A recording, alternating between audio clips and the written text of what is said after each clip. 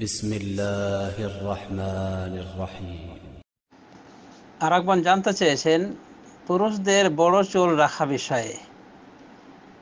কেউ কেউ কাঁধ পর্যন্ত রেখে থাকেন, কেউ কেউ কান পর্যন্ত, কেউ কেউ এত দুভাইয়ের মাঝামাঝি রেখে থাকে।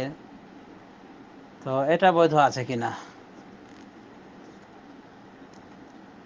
পুরুষদের জন্য তিন প্রকার চুল রাখা বলা যেতে পারে রাসূলুল্লাহ সাল্লাল্লাহু আলাইহি ওয়াসাল্লামের আদতগত সুন্নাহ সম্মত। এই তিন প্রকার চুল হলো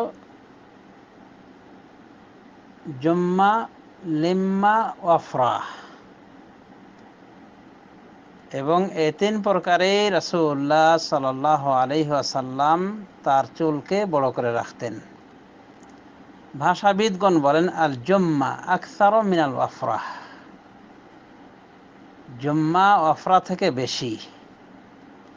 ফাল জুম্মা আশ-শা'রুল্লাযী নাযারা আলাল মানকাবাইনি, জুম্মা বলা হয় ওই চুলকে যা কাঁধের দিকে নেমে গিয়েছে,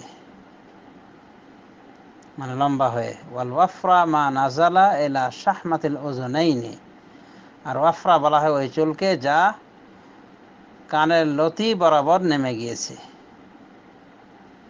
কানের লতি পর্যন্ত নেমে গিয়েছে।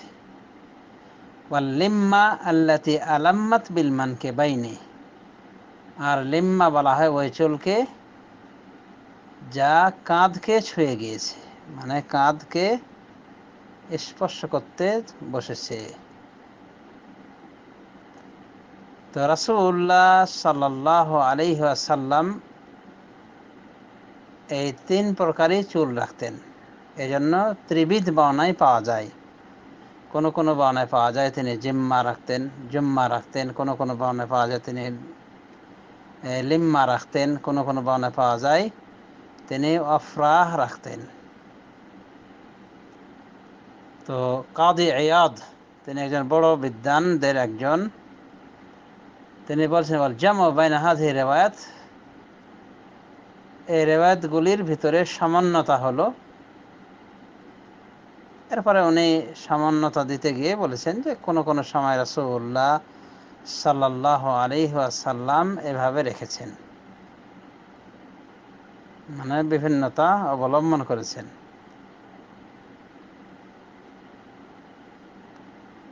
বিভিন্ন সময়ে। সুতরাং যখন তিনি একটু উদাসীন থেকেছেন চুল ছোট করতে, তখন ওটা কাঁধ পর্যন্ত পৌঁছে গিয়েছিল।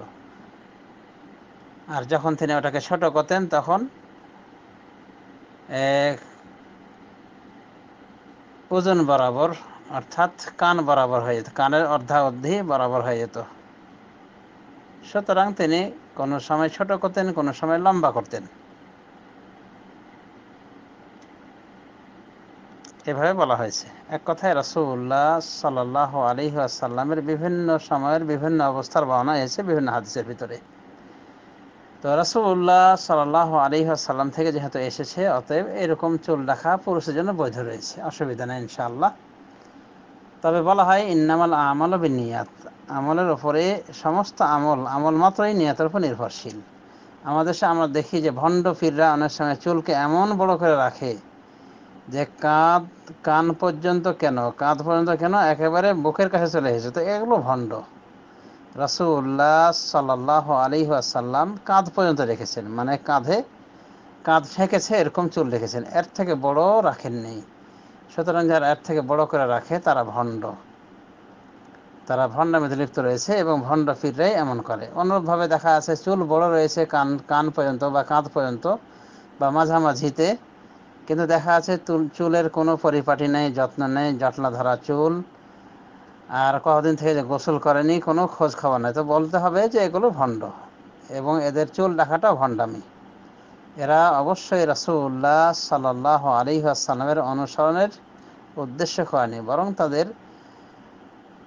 প্রবৃত্তির অনুসরণ করেছে। রাসূলুল্লাহ সাল্লাল্লাহু আলাইহি ওয়াসাল্লাম চুলকে পরিপাটি করে রাখতেন, সুন্দর করে সিঁথি করে রাখতেন। তো যারা এভাবে চুল এমনি রেখে দেয় জটলা ধরা চুল, ওরা বাটপার, ওরা বলা যেতে পারে ভণ্ডের দল। সুতরাং তাদের এই চুল রাখা না রাখা বলা যেতে পারে কোনো কিছুর আওতায় পড়ে না, সুন্নতের আওতায় পড়ে না, বরং ভণ্ডামি করা হয়। এক শ্রেণীর ভণ্ডই এরকম করে চুল রেখে থাকে। তবে ভালো মানুষরা রাখলে এই 3 পদ্ধতিতে রাখতে পারে এবং চুলের যত্ন করতে হবে অবশ্যই। মান কানা লাহু শা'রুন ইউকরিমহু, হাদিসে বলা আছে যে ব্যক্তির চুল রয়েছে সে যেন এই চুলের যত্ন করে, সম্মান করে চুলকে, মানে এর পরিপাটি করে, যত্ন করে, তেল ইত্যাদি দিয়ে সিথি করে এর সৌন্দর্যতার প্রতি খেয়াল করে, এভাবে বলা হয়েছে বিশুদ্ধ হাদিসের ভিতরে।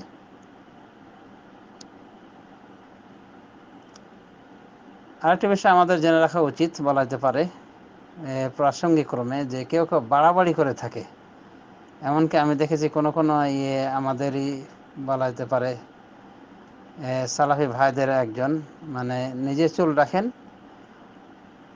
আর কথাই তার প্রকাশ পেল যে চুল যদি কেউ এভাবে না রাখে বড় করে তাহলে সে যেন কাফের, নাউজুবিল্লাহি মিন যালিক। এগুলো বলা যেতে পারে ফতোয়ার ক্ষেত্রে অপচয় এবং শরীয়ত না জেনে শরীয়তের ব্যাখ্যা করা, না জেনে ওস্তাদি করার নামান্তর। আল্লাহ হিদায়াত করুক।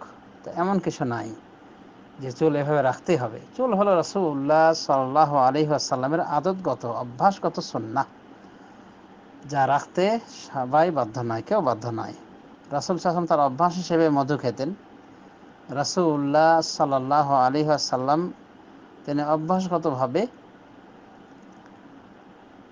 কদু ভালোবাসতেন।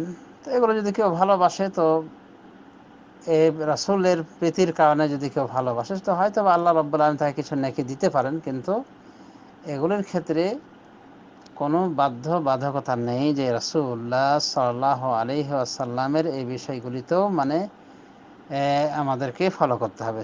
সুতরাং যদি কেউ সারা জীবন কোনো মধু না খায় তার কোনো সমস্যা হবে না।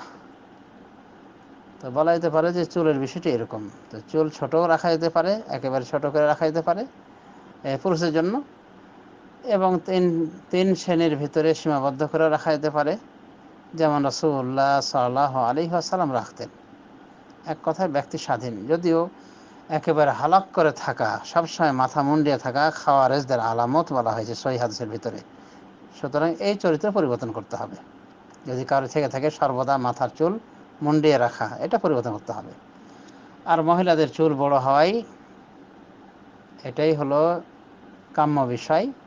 মহিলাদের হালক করা নিষেধ, এমনকি তারা চুল ছোট করতে গেলে ছোট করারও ব্যাখ্যা রয়েছে যে অল্প সামান্য ছোট করবে, তবুও কাফের নারীদের সাথে সদৃশ্যতা করে নাই, অনুভাবে কাফের কোনো পুরুষের সদৃশ্য করে নাই বা কোনো পুরুষের সদৃশ্য করে নাই। এমনিতে কিছু কাটতে পারে, অসুবিধা নাই ইনশাআল্লাহ।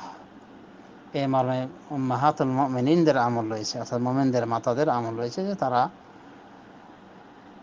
কান বরাবর চুলকে ছোট করতেন।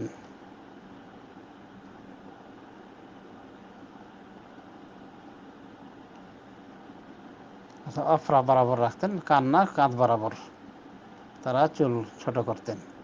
এটা রাসূলুল্লাহ সাল্লাল্লাহু আলাইহি ওয়াসাল্লামের পরবর্তী বিষয়। রাসূলুল্লাহ সাল্লাল্লাহু আলাইহি ওয়াসাল্লাম বিবিগণ ওয়াফরা চুল রাখতেন। ওয়াফরা বলা হয়েছে কানের লতি বরাবর যে চুল নেমে আসে, এরকম তারা চুলকে ছোট করে দিতেন। এটা ছিল রাসূলুল্লাহ সাল্লাল্লাহু আলাইহি ওয়াসাল্লামের তিরোধানের পরবর্তী অবস্থা, যা সহিহ মুসলিমে বর্ণিত হয়েছে।